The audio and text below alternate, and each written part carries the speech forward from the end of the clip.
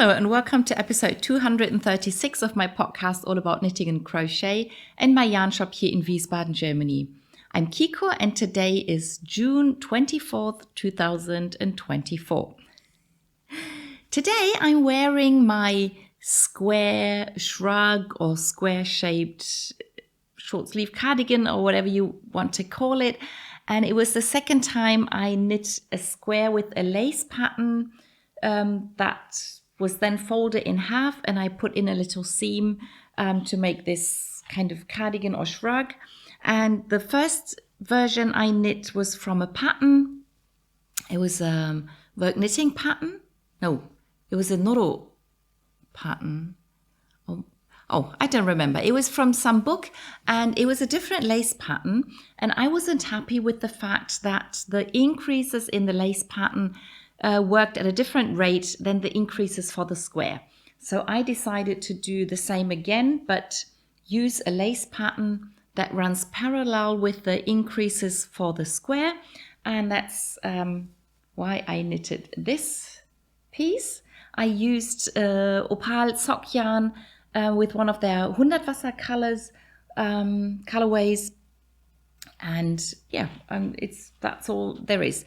Originally, I was planning on writing a pattern, but since I've discovered that I'm not able to write patterns, it's just my little square shrug. I put in a little ribbing in the armhole and round the edge.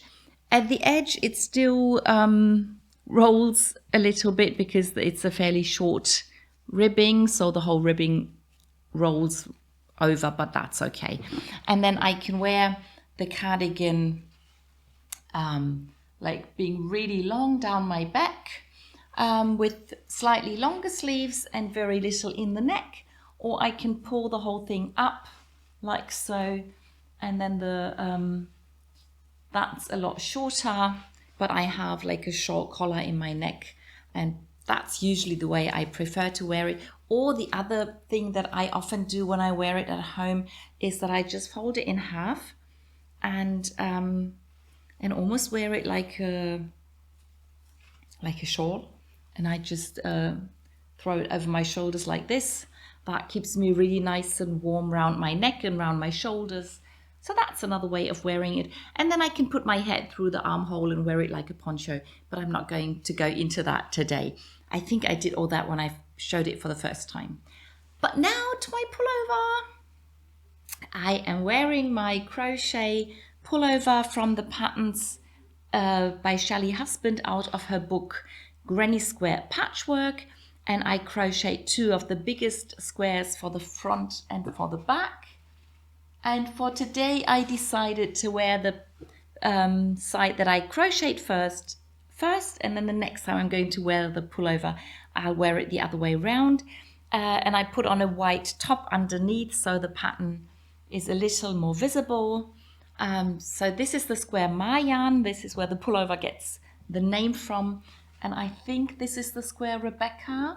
I'm not 100% sure, but I think so. And then we have this pattern on the sleeve, and then this square, and then this pattern. Okay, hope you can see that. And then this is the last little square. I think those were squares size 2. If you want to know more about it, I talk about it a lot in the last episode from last week. Yeah, and it fits and it's nice to wear. I love the cotton. I think it will maybe grow a little longer in time, which is okay. It's not too short, but it's not too long either. So it can stay like this, or it can grow a little longer. Both would be fine. I'm pretty sure it's not going to get smaller, so that's good. Wouldn't want it any shorter than this. Yeah, so this is what I'm wearing today. Then on to finished objects. I have one finished object today, and that's the Helix Remix mobile phone Cosy, let's say. So in German we sometimes say phone sock. So this is the Helix Remix pattern if you only knit chart 1 and then stop. instead of casting off the stitches, I did a variation on the 3 needle bind off. Yeah, but I didn't do it properly, so it looks a little different, but I quite like the way this looks. And I'm really happy that I actually got all the colors in, and with the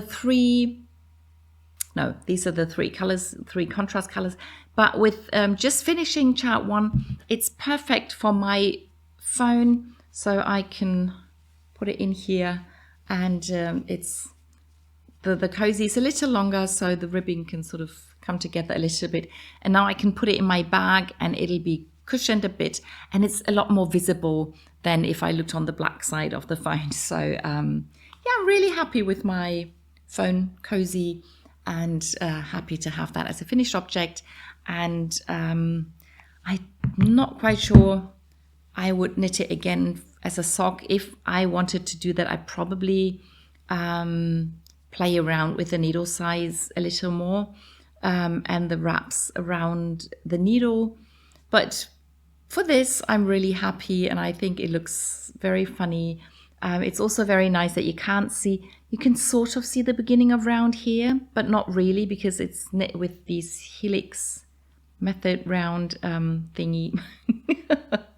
Anyway, so that's my finished object for today.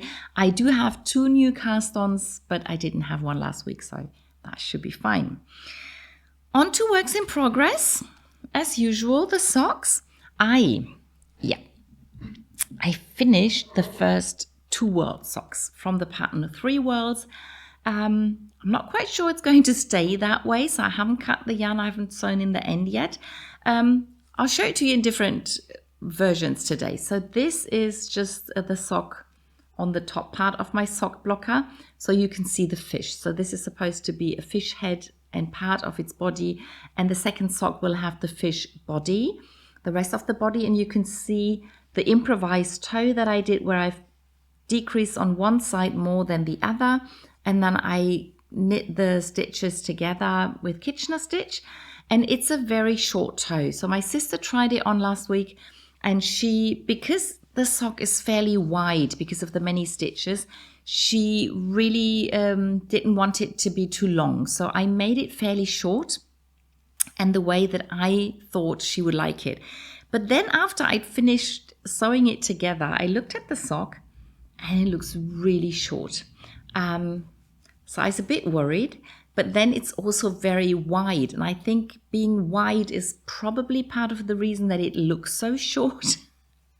But if I hold it next to the sock blocker, it looks way too small. But then if I put the sock blocker in, it really stretches out. And I think it's because of the many stitches and because it's so wide, it's really no problem to get the sock onto the sock blocker. So now I don't know, and I will just wait until I see my sister again and then have her try it on and maybe walk around a bit in it to see if it sits okay or if it's too short. If it's too short, I'll just undo the toe and then make sure that the toe gets a little longer, and that should be it then, I hope. We'll see. So that's the first of the 2 world sock, and I did start the second one. Didn't get very far, but I made sure I cast it on so I can start working on the second until I see my sister and she can try the first one on. Then the other sock is the Bigfoot sock, and I continue knitting on it a little bit again. So I should be into the last 20 stitches of the foot, and then I only have to knit the toe, and I'll be knitting the toe in a different yarn. So now I know for sure that the yarn is going to be enough. And I think that's mainly because I did the heel and the toe in a different yarn. Otherwise, it might have been too little with just 100 grams. Excuse me. So these are the 2 socks that I have on the needle because I cast off the Helix Remix. But I have a new cast on, which is a sort of small project mainly out of sock yarn. So I'm going to show it here, and that's a test knit. and I forgot to check the designer. Her name is Tanya something. I've already put up a project on Ravelry, so you can check it out there. And it's a test knit for 3 bracelets. And they're in her pattern, they're knit from sock yarn, so that's why I'm showing it here. And the first, and as I said, there are 3 little bracelets that have different width, and then you can knit them to different length. And the first one is the smallest, and I started knitting that at first with the leftover bit of alpaca sock yarn, and then it looked like this. It's quite sweet and nice, and but the pattern gets completely lost because the yarn is so fuzzy. So there are like little cables and knits and pearls and the beads in there. And after I knit this bit, I decided I'm not going to continue because it's just, you can't see the pattern. So I put this aside and I started with a second bracelet, and I used a different leftover bit of sock yarn in this color, and this is a different pattern. It also has like little cables and it has beads, but the pattern is more visible, if you understand what I mean. So I kept knitting with this color. I'm really happy with it. You're supposed to cast on stitches and then cast off stitches and then sew it together with the sort of Kitchener stitch. And I did a mix of it. I cast on the stitches normally, but then I did not cast off, but I sewed the live stitches to the cast on, which I think makes the seam a little less thick. So it's not visible anyway because of the Kitchener stitch, but I think having no cast off, it just means I have a little line here on the inside from the cast on, but it's fairly smooth and not really visible. And that's how the bracelets are worked. You knit them, you sew them together, and then you pull them over your hand to sit on your wrist. So that was bracelet number 2, and then I went back to the first pattern, and I thought, well, maybe because the alpaca yarn didn't really work, let's try a sock yarn with a cotton content. So it's part cotton, part wool, part nylon, and I have this beautiful blue color, turquoise color, and I started knitting it, and after I'd done a few pattern repeats, I realized the pattern is still not very obvious, very visible. I chose those really funny beads that are not round, but like this oblong form. And I really like the way they sort of are longer and they sort of peek out. But it's the same color as the yarn, so that wasn't a very good choice. And I wasn't really happy with how the yarn worked. So I put this aside, and then I picked up the next sock yarn, and I thought if I go for a really solid color, maybe that helps, because with the cotton yarn the color is not like 100% solid because of the difference of the cotton and the wool, I think. So I tried this yarn and I got this far, and again, it doesn't look bad or anything. It's just that the pattern doesn't come out very clearly. I'm happy with the bead choice in this one with the light beads. They show rather clearly, but again, I felt that all the cables that I was knitting, it wasn't really obvious. Then a friend of mine was here and she suggested I use some pure cotton, but I didn't have a cotton yarn that was that thin. But she said she was knitting on something and she could give me a few meters of yarn. And then I said she can have the bracelet. Then the bracelet will go with her pullover and she can finish the pullover without the few meters of yarn that I need for this bracelet. So that's when I knit this bracelet. So she gave me her yarn. She wanted to have the same beads that I used in this bracelet, and that's what I did. And again, the pattern is not like completely into your face, but I think the little cables are a little more visible with this cotton yarn than it was with the sock yarn. This is where I sewed it together. I think you can only tell because there's the distance between the beads is a bit bigger. and this fits me a little better than the other one. It's actually a bit too big, which means it goes over my hand better, but I hope it will fit my friend and she'll be happy with it. Yeah, so that's actually bracelet number 1 from the pattern. This is number 2, and I haven't done number 3 yet, so that's what I will do this week because the test runs until Friday, I think, so that should be enough time for me to finish a 3rd bracelet. Oh, and by the way, interestingly enough, I used a smaller needle for this bracelet because that gave me the gauge for the stitches, but not at all for the rows. So this is the width it's supposed to have, but it's too short. I think I knit size either S or M. I put it down somewhere and ended up with S or XS. I don't know. So it's a lot smaller than it's supposed to be. And with this, I used bigger needle, which means it ended up being a bit wider than it's supposed to be. But the length was closer to what the pattern calls for. I think it's still a bit shorter than it should be, but a lot closer to the numbers given in the pattern. We'll see. I'll probably use the needle in between for bracelet number 3. I'll tell you about that next week. So that was very interesting. Not a lot of knitting, but a lot of experimenting. Now on to garments and bigger projects. I'll continue with my colorwork pullover, the Lanatus pullover.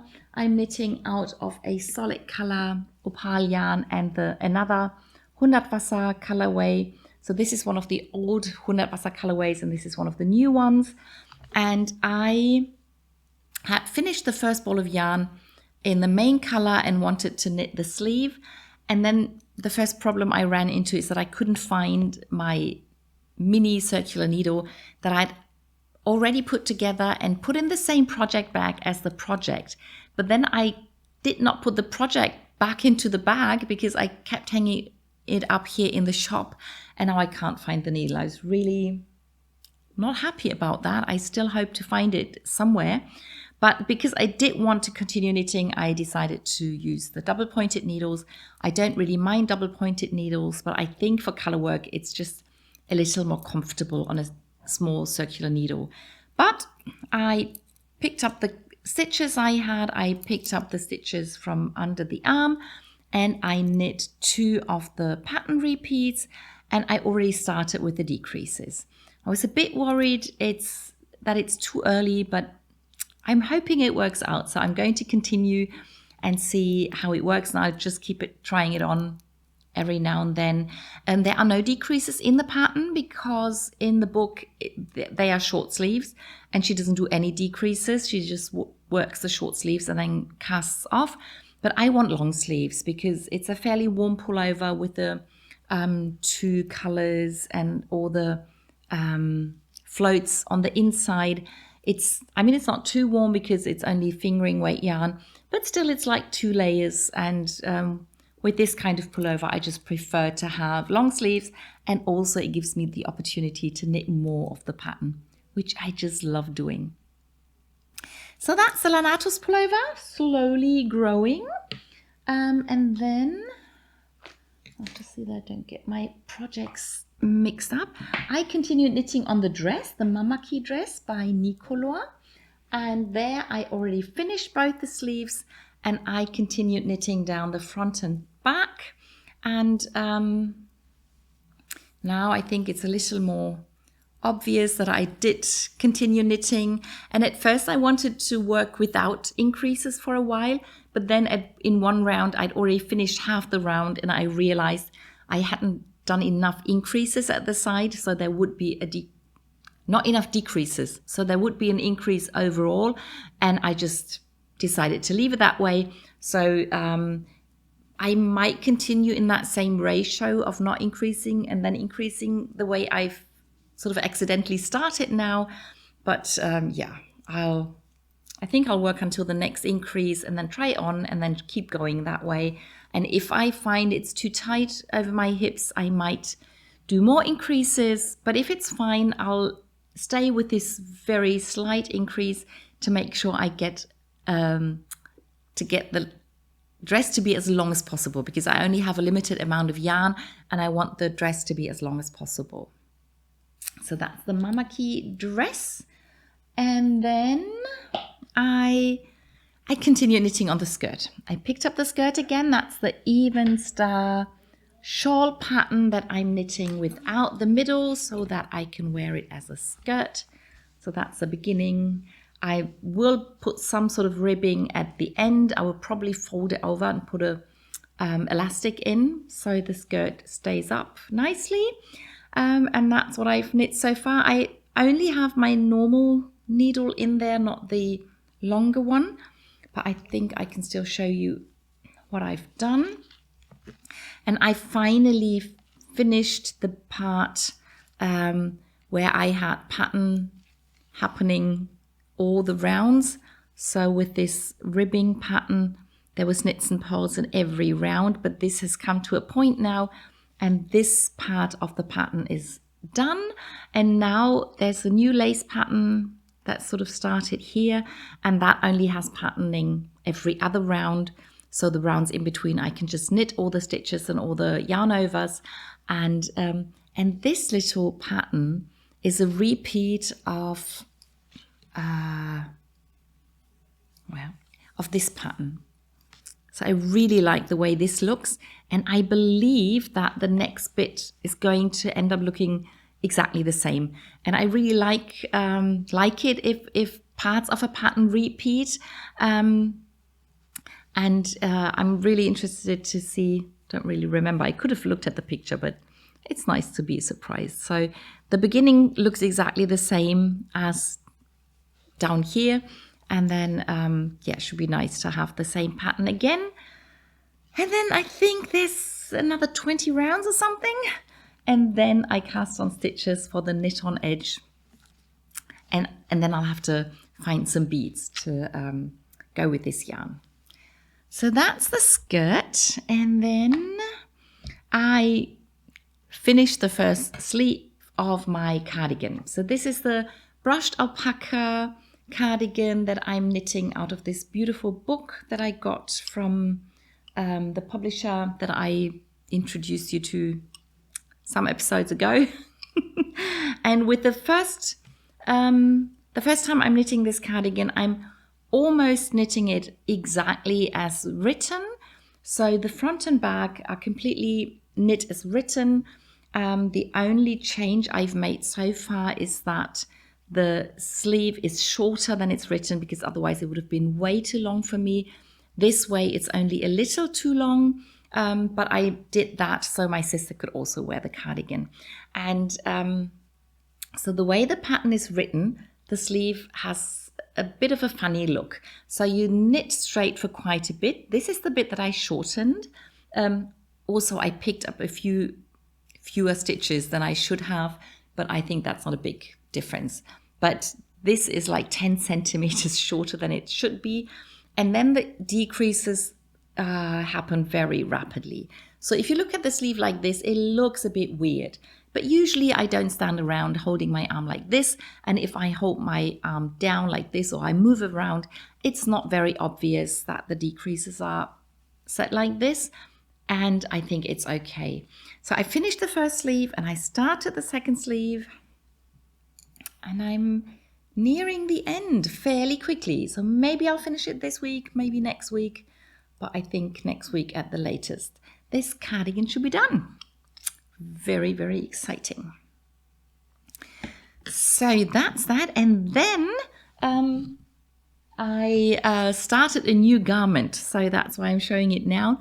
But it's going to be a very small one. It's another dress, but it's going to be for a baby. And I'm knitting the 3 to 6 month size. I'm using the Catania, the cotton yarn by Schachenmeier that I also sell in my shop. And the mother of the little girl said she wanted a color like this. I hope I got it right from the way she described it. And I am knitting the pattern seamless flower t-shirt. And also I forgot to write down the designer, but you can find it on Ravelry. I've knit the pattern before several times, but quite a few years ago. So you may not have seen it before. And I started the back and I finished the back as far as I can go without having the front. So both the front and the back start off with this flower that gives the design its name. And it's a fairly complex pattern. It's not really difficult to knit. It's just you have to pay attention while you're knitting it. Because this is the back opening. So there'll be a button later on. These stitches will form the sleeve. And these stitches will form the lower front and back. So this will be the lower back. And then when I knit the front, the neckline is going to be different, but I'll end up with stitches for the sleeves as well and for the lower edge. And then I don't quite remember which is knit first, whether I first knit the neckline or the sleeves, but it's all knit together. So it's actually seamless, as the name says. And that's really nice. And what my sister and I like to do is that I do the beginning with the 2 flowers, which I love knitting. Then I'll do the neckline and the sleeves that aren't quite as enjoyable, but I don't mind. And then she does the lower part of the front and back. And then you can either knit a t-shirt, because the pattern is called a t-shirt, or you just keep knitting and turn it into a dress. And this is what we like doing, because I think they just look so sweet, those dresses. So this is the back, now onto the front, and then I can start filling things together. So that's the second new cast on. Now onto the shawls. Again, I have not knit on the Abloom shawl. I think my sister continued knitting on hers. That should motivate me to keep knitting on it this week, and I will really make an effort to, at least finish the clue 1 maybe. But I know lots of stitches. I'm not promising to finish anything. I'll just want to continue knitting on it. But I did continue on the other mystery knit along, which is the Goff's Place mystery knit along by Kate Davies. And I am showing it now. You probably know what it looks like by now. But anyway, this was clue 1. And then clue 2 last week, I only had the dark blue outer edge. And now I've knit in the 3 colors that I'm now going to form the main part of this clue. And then the light blue will be in the middle.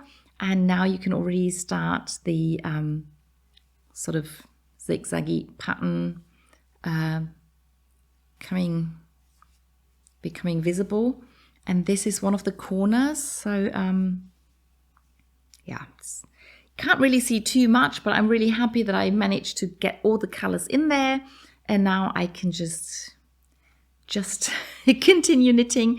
But the pattern isn't that complicated. So I just glance at the pattern quickly for the beginning and end of the chart. And then the chart itself is very easy to memorize. And because I am knitting decreases, it sort of helps with the motivation, I think, so that the rounds get shorter very slowly, but they do get shorter, and after some time I'll probably notice that the rounds won't take quite as long as they did before. Now on to the knit along and crochet along. The knit along, I put in quite a bit of work into the hat, the reversible hat. So this has grown quite a bit, and it's now in a stage where I can try it on. So I know I have enough stitches. I will continue knitting because I want it to be long enough so I can fold up the brim. So I have like 4 layers over my ears, and I will probably compare it to the other reversible hat that I already knit in this knit along, and compare the number of rounds with that hat, so I don't stop too early with this color. But I'm now already looking forward to changing to the other color, which will make it a very, very colorful project, even more than it is now. But really happy with this. And then I started the second piece of my spiral granny square crochet top. And there was a bit of a surprise there again. So yarn surprises is probably the topic of this week's episode. And you remember that I crocheted the colorful cotton by Maya. It's the Catania Color. I put 2 balls of yarn into this square, and then instead of working on this more with the new yarn, I decided to start the second part because I wanted a small project to take with me. So I just took one ball of yarn and my crochet hook, and I started crocheting. And while I was crocheting, it was like, this feels a bit weird. It feels a bit different from what I remember. But I only had this with me, so I didn't really know what it was. And I kept crocheting for a bit. And then when I got back here to my shop, I put the 2 pieces next to each other because I wanted to take a photograph to see if the color difference was very visible. But then when I grabbed this, I noticed what the difference was. This is really soft. And this is not very soft. This is a lot harsher, is that the word? But because it's not as soft, the crocheting itself feels a bit harder. It feels a bit more difficult, which is really weird. So I was only prepared for the color difference, but the material itself feels very different. And I'm not really sure whether I should be complaining to the company that the yarn feels so different. Right now I'm thinking I'll finish crocheting this and then wash it. And if it's still very obvious after washing, then I will definitely complain to the company and ask what's happening. I've tried and touched the other yarn that I have, and most of them feel really soft.